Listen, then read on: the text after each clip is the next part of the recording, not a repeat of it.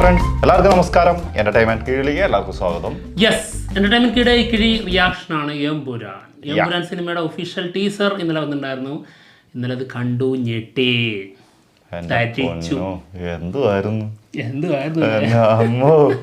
ഒരു രക്ഷയില്ലായിരുന്നു കേട്ടോ. അതായത് നമ്മുടെ മലയാള സിനിമയിലെ ഏറ്റവും വലിയ ടീസർ അത് തന്നെയാണ് നമ്മൾ കണ്ടത്. ഓക്കെ, എന്തായാലും നമ്മൾ ഒന്നുകൂടെ കാണാൻ പോവാണ്, റീവാച്ച്. നമുക്ക് ആ ഫസ്റ്റത്തെ റിയാക്ഷനിൽ നമുക്ക് അധികം ഒന്നും ശ്രദ്ധിക്കാൻ പറ്റിയിട്ടില്ല. അതെ, ഫസ്റ്റ് കാണുന്ന ആ സമയത്ത് അപ്പോഴാണ് നമ്മൾ കാണുന്നത്. അതിന് ശേഷം വീഡിയോ ചെയ്ത് കഴിഞ്ഞിട്ടാണ് പിന്നെ ഒന്നുകൂടെ ഒക്കെ ഇരുന്ന് കാണുക. അപ്പോഴാണ് പല കാര്യങ്ങളും കിട്ടുന്നത്. പിന്നെ അത് മാത്രമല്ല, ഭയങ്കര ടെൻഷനോടെ, ഭയങ്കരമായിട്ടുള്ള ഓവർ എക്സൈറ്റ്മെൻറ്റോടെയാണ് ആ ഒരു റിയാക്ഷൻ ചെയ്തിട്ടുള്ളത്. എന്നാൽ നമ്മൾ കൂളായിട്ടിരുന്ന് ചെയ്യാൻ പോകണം. എനിക്ക് തോന്നുന്നു ആദ്യമായിട്ടായിരിക്കും കേട്ടോ അത്രയും ടെൻഷൻ അടിച്ചിട്ട് റിയാക്ഷൻ ചെയ്യാൻ പോയത്, അല്ലേ? എനിക്ക് ആദ്യമായിട്ടാണ് ടെൻഷൻ അത്ര വരുന്നത്. സാധാരണ നമ്മളെല്ലാം ചെയ്തു പോകുന്ന, പക്ഷെ ഇതൊരു അതെന്താ അങ്ങനെ? അത് വേറൊന്നും അല്ല, അത് എന്തെങ്കിലും കാര്യം നമുക്ക് അതിലുണ്ടോ? എന്തെങ്കിലും ബന്ധം? ഒരു ബന്ധമില്ലടാ. നീ ഉദ്ദേശിച്ച ഡോൺലിയാണോ? അതെ, ആ ബന്ധം ടീച്ചറിൽ അങ്ങ് കാണിച്ചു തരാം. പിന്നല്ല, ഇത്ര നാളും അങ്ങനെയല്ല. ടീച്ചറിൽ എന്തെങ്കിലും ഒന്ന് കാണിക്കുന്നത്. ഇനി കണ്ടോ നിങ്ങൾ? തിയേറ്ററിൽ കണ്ടോന്ന്? ക്ലൈമാക്സ് കണ്ടോന്ന്? അത്രേ ഉള്ളൂ. ഓക്കെ, എന്തായാലും നമ്മളാ ശരിക്കും അതൊരു സ്പോയിലറാണ്. ആ കാട്ടിൽ വെച്ച് വൈൽഡ് ഫയർ അതിൽ കാണിച്ചു അല്ലേ? നമ്മൾ പറഞ്ഞിട്ടുണ്ടായിരുന്നു കേട്ടോ, അവിടുത്തെ ഫൈറ്റും കാര്യങ്ങളും. സ്റ്റീഫൻ നെടുമ്പള്ളിയുടെ പവർ നിങ്ങൾക്ക് ആ ഒരു കാട്ടിൽ വെച്ചുള്ള സീനിൽ കാണാമെന്ന് പറഞ്ഞിട്ടുണ്ടായിരുന്നു. അതൊക്കെ കാണിച്ചിട്ടുണ്ട്. പിന്നെ വേറെ കാര്യമുണ്ട്, പൃഥ്വിരാജ് എടുത്ത് പറഞ്ഞതാണ്, ഇതിലിപ്പോൾ നമ്മൾ കണ്ടിരിക്കുന്ന പലതും സിനിമയിലുണ്ടാവില്ല, അത് ഒഴിവാക്കപ്പെടേണ്ട പലതും ഇതിലുണ്ട് എന്നുള്ളതാണ്. നിങ്ങൾ ഇതൊക്കെ വെച്ച് അഡ്ജസ്റ്റ് ചെയ്യും. മേ ബി സിനിമ കാണുമ്പോൾ നമ്മൾ മനസ്സിലാക്കുന്നൊരു കാര്യം എന്താണെന്നായിരിക്കും എന്നറിയോ? അതായത് കുറേ ഭാഗങ്ങളില്ലെങ്കിൽ നമുക്ക് തന്നിരിക്കുന്നത് എച്ചിലാണ്. എല്ലിന്റെ കഷ്ണം തന്നു, അങ്ങനെ കൂട്ടിയാൽ മതി. അതായത് നമ്മൾ ഇല എടുത്ത് കളയുമ്പോൾ അതിന് കുറച്ച് ബാക്കി ഉണ്ടാവില്ല, അത് നമുക്ക് എടുത്തിട്ട് തന്നു. അതാണ് ഇങ്ങനെ. ഇതിനകത്ത് വേറെ കാര്യം എന്താ വെച്ചിട്ടുണ്ടെങ്കിലേ, ഇതില് നമ്മള് ടീച്ചർ പറഞ്ഞല്ലോ, നമ്മൾ ഇതിന് ശേഷം കണ്ടുകഴിഞ്ഞപ്പോഴാണ് പല ഡയലോഗുകളും യൂസ് ചെയ്തിരിക്കുന്നത് ലൂസിഫറിലാണ്. പുതിയതായിട്ടുള്ള ഒരു ഐറ്റം തന്നിട്ട് തന്നെ ഇല്ല, എല്ലാം ഹൈഡ് ചെയ്ത് വെച്ചേക്കാണ്. പല ഡയലോഗുകളും ഉണ്ടാവും, നല്ല കിണ്ണം കാച്ചിയ സാധനങ്ങൾ. അത് മുരളീഗോപി അല്ലേ? അല്ല, അത് ഇന്നലെ കണ്ടപ്പോഴേ എനിക്ക് തോന്നിയായിരുന്നു ഫുൾ ഡയലോഗ് ലൂസിഫറിലാണ് മൊത്തം എടുത്തിട്ടുള്ളത്. ഓക്കെ, കാണാം. യെസ്, ഞാൻ കുറെ നേരം ഇങ്ങനെ പിടിച്ചോണ്ട് ഓണാക്കിക്കോ. റെഡി?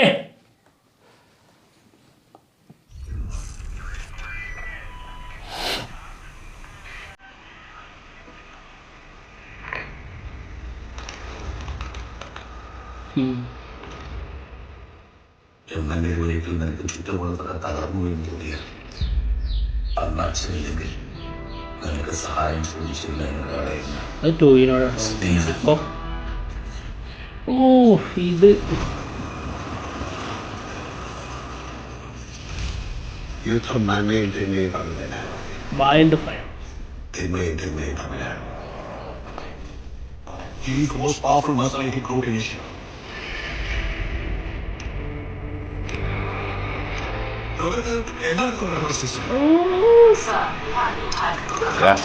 ആ ഫ്രെയിമൊക്കെ കാണുമ്പോഴേ എന്റെ പൊന്നോ,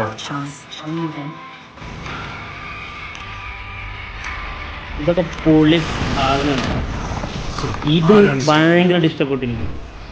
ഹിന്ദുക്കൾക്ക് ഇത് മഹിളാണ്, ഇസ്ലാമിൽ ക്രിസ്ത്യാനികൾക്കിടയിൽ Lucifer.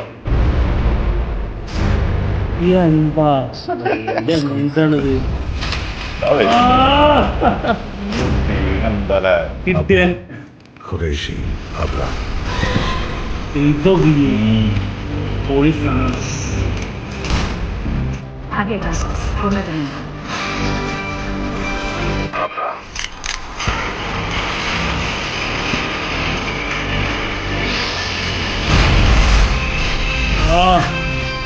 This day is with the devil.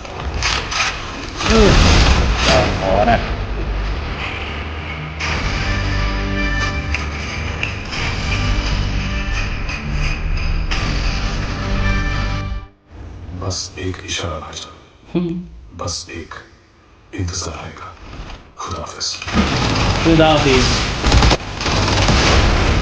പടച്ചോനെ.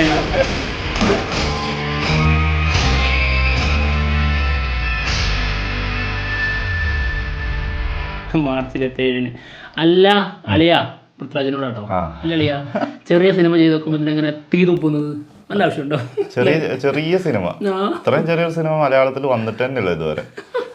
പിന്നെ വേറൊരു കാര്യം കൂടി, അതാ ആ ഒരു സോങ് ഇല്ലേ, അത് പൃഥ്വിരാജാണെന്ന് പറഞ്ഞ കീടില സാധനം കേട്ടോ. എന്തായാലും ഒരു 1.5 സാധനം തന്നെയാണ് ഇപ്പോഴും നമുക്ക് ഫീൽ ചെയ്യുന്നത് റീവാച്ച് ചെയ്യുമ്പോഴും അല്ലേ. ഇനി എത്ര വാച്ച് ചെയ്താലും അത് 1.5 ഐറ്റം തന്നെ ആയിരിക്കും. അതിനകത്ത് ഇനി എന്താ കുറയാൻ പോണില്ല. എനിക്കത് ഭയങ്കര ഇഷ്ടപ്പെട്ടെന്ന് വെച്ച് കഴിഞ്ഞാൽ ഇതിന്റെ കട്ടിങ്സ് ഈ ഭയങ്കര ഗൂസ് ബമ്പ് കിട്ടാനേ കട്ട് ഷോട്ട് വെച്ചിട്ട് അങ്ങനെ ഓരോ കട്ട് ഷോട്ട് വെച്ചിട്ട് ഇപ്പോൾ എന്താ വെപ്പൺ എടുത്ത് ഇങ്ങനെ ഇത് വരുന്ന സാധനമല്ലേ, അതൊക്കെ ലാഗോടെ സ്ലോ ആയിട്ടാണ് ചെയ്തിരിക്കുന്നത്. ശരിക്കും അത് ഓരോ കട്ടിങ്സ് കാണിച്ചിരുന്നെങ്കിൽ അതിനേക്കാളും ഭയങ്കരമായിട്ട് ഗൂസ് ബമ്പ് കിട്ടും. പക്ഷെ ആ രീതിയിൽ ശ്രമിക്കാതെ ഇതിന്റെ ആ ലൂസിഫറിൽ ചെയ്തിരിക്കുന്ന ക്ലാസ് ഉണ്ട്, അത് തന്നെയാണ് ഇതിലും കൊണ്ടുവന്നുള്ളത്. ആ സാധനം നന്നായിട്ട് ഇതിന് യൂസ് ചെയ്തിട്ടുണ്ട്. അതായത് അതും അങ്ങനെ തന്നെയാണ്, ചെറിയൊരു സ്ലോയിൽ ഇങ്ങനെ പോയിട്ടാണ്. മാസമാണ്, കിടിലൻ മാസമാണ്. എന്നാൽ ബാക്കി സ്ഥലങ്ങളിലൊക്കെ സ്ലോ ആയിട്ടാണ് പോണത്. ശരിക്കും ആർക്കും ജയിക്കാൻ പറ്റാത്തൊരു വാദം ഉന്നയിക്കാൻ പറ്റും. അതായത് ഒരാൾ പറയാണ് ഇതൊരു ക്ലാസ് മൂവിയാണ്, ഒരാൾ പറയാണ് മാസ് മൂവിയാണ്. നമുക്ക് ഒരിക്കലും ആർക്കും എക്സ്ട്രാ മാർക്ക് ഇടാൻ പറ്റില്ല തമ്മിൽ തർക്കിക്കുന്നവരോട്. കാരണം ഇത് ക്ലാസ്സാന്ന് പറഞ്ഞു കഴിഞ്ഞാൽ ക്ലാസ്, മാസ് എന്ന് പറഞ്ഞാൽ മാസ്. ഇത് രണ്ടും ഫീൽ ചെയ്യുന്നവർക്ക് അത് രണ്ടും ഉണ്ട്. അങ്ങനെയുള്ള രീതിയിലുള്ള ഒരു സിനിമയാണ് ലൂസിഫർ.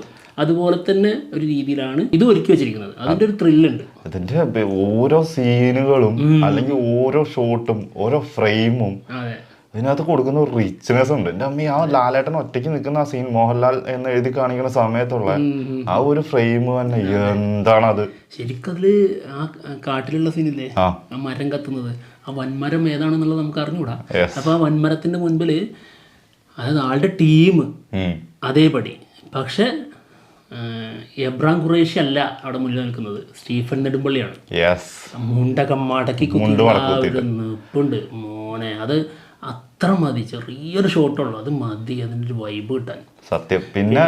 പിന്നെ വേറൊരു സീനുണ്ട്, അത് ഒരു കുട്ടി വന്നിട്ട് കയ്യിൽ പിടിക്കുന്ന സീനുണ്ട്. അത് പൃഥ്വിരാജ് നേരത്തെ പറഞ്ഞിട്ടുണ്ടായിരുന്നു, പൃഥ്വിരാജ് സെയ്ദ് മസൂദിനെ എങ്ങനെയാണോ കിട്ടിയത് എന്നുള്ളത് അത് ഇതിനകത്ത് കാണിക്കുമെന്നുള്ളത്. ആ ഒരു സാധനമൊക്കെ അതിനകത്ത് കാണിക്കുന്നുണ്ട്. ശരിക്കും അതാ പറഞ്ഞത്, അത് ഭയങ്കരമായിട്ട് അത് ശരിക്ക് ഈ ടീസർ എന്ത് അല്ലെങ്കിൽ ഈ സിനിമയുടെ ടോട്ടൽ പരിപാടി എന്ത് എന്നുള്ളതിനേക്കാൾ അപ്പുറത്ത് സ്ക്രിപ്റ്റിലേക്ക്, ഇതിന്റെ കഥ എന്ത് എന്നുള്ളതിലേക്ക് കൊണ്ടുപോകുന്ന സംഭവങ്ങളാണ്. അതൊന്ന്. പിന്നെ ഈ നിൽക്കുന്നത് ഇത് ഈ മരത്തിന്റെ മുമ്പിൽ അത് മഞ്ജുവാര നിൽക്കുന്ന ഒരു ഷോട്ടും ഉണ്ട്, സ്റ്റീഫനായിട്ട് നിൽക്കുന്ന ഒരു സാധനം. അതെ, അത് നമ്മുടെ നാടൻ പരിപാടിയാണ്. ഓക്കെ. പിന്നെ ആ കുരിശ് വീഴുന്നില്ലേ, അതിനൊക്കെ അതിൻ്റെതായ ഇതുണ്ട്. അതായത് ഇതിൽ വീഴ്ചയും താഴ്ചയും അതുപോലെ അതിൽ നിന്ന് പൊങ്ങി വരുന്നതും കാണിക്കാൻ പറ്റും. അതിൻ്റെ ആ ഒരു താഴ്ച തന്നെയാണ് ആ ഒരു ഷോട്ടിലൂടെ കാണിച്ചിരിക്കുന്നത്. പിന്നെ കട്ടപ്പുറത്തിരിക്കുന്ന നമ്മുടെ സ്റ്റീഫന്റെ ആ ഒരു വണ്ടി, അതിനുശേഷം അതെടുത്ത് വരുന്നതും അതിന്റെ ആ ഒരു റീലോഡ് വേർഷൻ എന്തായിരിക്കും. അതുമല്ല, അതിന്റെ ആ ഒരു ഷോട്ട് കണ്ടോ, ആ ഷീറ്റ് മാറ്റുന്ന എന്തോ അടിപൊളി സാധനം. അത് വണ്ടിയുടെ ഉള്ളിൽ ഇരുന്നിട്ടാണ് ക്യാമറ ഇങ്ങനെ പോണ, ആ ഷീറ്റ് ഇങ്ങനെ പോണ അനുസരിച്ച് അടിപൊളി ഒരു ഷോട്ട്. പൃഥ്വിരാജ് എന്ന് പറഞ്ഞാൽ അത് എന്താണെന്നറിയോ, അത് മൊത്തത്തിൽ അതായത് സിനിമ എപ്പോഴും നമ്മൾ ഇതിങ്ങനെയൊക്കെ റിച്ച് ഫ്രെയിം ആയാലും വമ്പൻ പൈസ പൊട്ടിച്ചിട്ടുണ്ടെങ്കിലും നമുക്ക് വലിയ സന്തോഷമൊന്നും കിട്ടൂല. പക്ഷേ ഇതിൽ കാണുമ്പോൾ നമുക്ക് വേണ്ടത്, അതായത് കഥാപരമായിട്ട് തന്നെ നമ്മളെ കണക്ട് ചെയ്യുന്ന രീതിയിലുള്ള മാരകമായിട്ടുള്ള മാസിനും ക്ലാസ്സിനുള്ള സാധനം ഇതിലുണ്ട് എന്നുള്ളത് നമുക്ക് ഇതിൻ്റെ ഓരോ ഷോട്ടിൽ നിന്ന് മനസ്സിലാവും. ടീച്ചറിനകത്ത് തുടക്കം മുതലേ നമുക്ക് കിട്ടുന്ന സാധനം. അതായത് ലാലേട്ടൻ, അത് ആരൊക്കെയോ പറഞ്ഞിട്ടുണ്ടായിരുന്നു കേട്ടോ, എനിക്ക് തോന്നുന്നു ആന്റണി പെരുമ്പാവൂരൊക്കെ ആണെന്ന് തോന്നുന്നു. അതായത് ലാലേട്ടനെ എങ്ങനെ കാണണമെന്നാണോ പ്രേക്ഷകർ ആഗ്രഹിക്കുന്നത് അത് പൃഥ്വിരാജ് ചെയ്തു വെച്ചിട്ടുണ്ടെന്നുള്ളത് അതൊരു സത്യം തന്നെയാണ്. എങ്ങനെ നമ്മൾ കാണണമെന്ന് ആഗ്രഹിക്കുന്നുണ്ടോ അതേപോലെ കണ്ടിട്ടുള്ളത്. അത് ശരിക്കും നമുക്ക് അങ്ങനെ തന്നതാണ് ലൂസിഫറില്.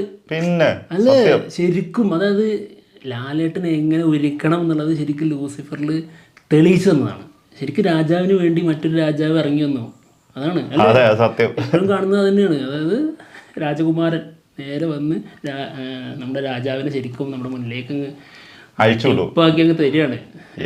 ഇതിനകത്ത് ഇപ്പൊ വേറെ കൂടുതലൊന്നും പറയാനില്ല. എന്താന്നറിയോ, സുരാജ് പറഞ്ഞ പോലെ പറയാനുള്ളൂ, ജംഗിൾ പൊളി, അത്രേ ഉള്ളൂ. അത് ശരിക്കും അതിപ്പോ പറയാട്ടോ, അത് എന്തുകൊണ്ടാണ് അങ്ങനെ ഡയലോഗ് പറഞ്ഞതെന്ന് വെച്ച് കഴിഞ്ഞാൽ ഇതാണ്, അത് ഈ കാണുന്ന 2 ഷോട്ടില്ലേ, ആ മരം കത്തുന്നത്, ആ സാധനം അത് നമ്മള് സ്പോയിലർ ചെയ്തതാണ്, ഒരു പ്രാവശ്യം പറഞ്ഞതാണ്. അപ്പൊ ആരും വിശ്വസിച്ചില്ല. ഇതില് വന്ന് കണ്ടപ്പോ എന്തായാലും കുറച്ചെങ്കിലും വിശ്വസിച്ചിട്ടുണ്ടാവും. അത് അതിന്റെ അപ്പുറത്തേക്ക് ഉണ്ട് സിനിമയില്. എന്താണെങ്കിലും വീണ്ടും വരാം എമ്പുരാന്റെ വീഡിയോ ആയിട്ട്. ഞങ്ങൾ പോവാണ്. ബൈ.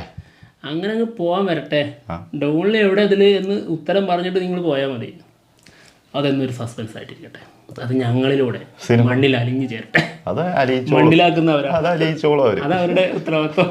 അലിഞ്ഞു ചേരുക എന്നുള്ളത് നമ്മുടെ, അലിയിപ്പിക്കുക എന്നുള്ളത് നിങ്ങളും, അലിയുക എന്നുള്ളത് ഞങ്ങളും. ബൈ.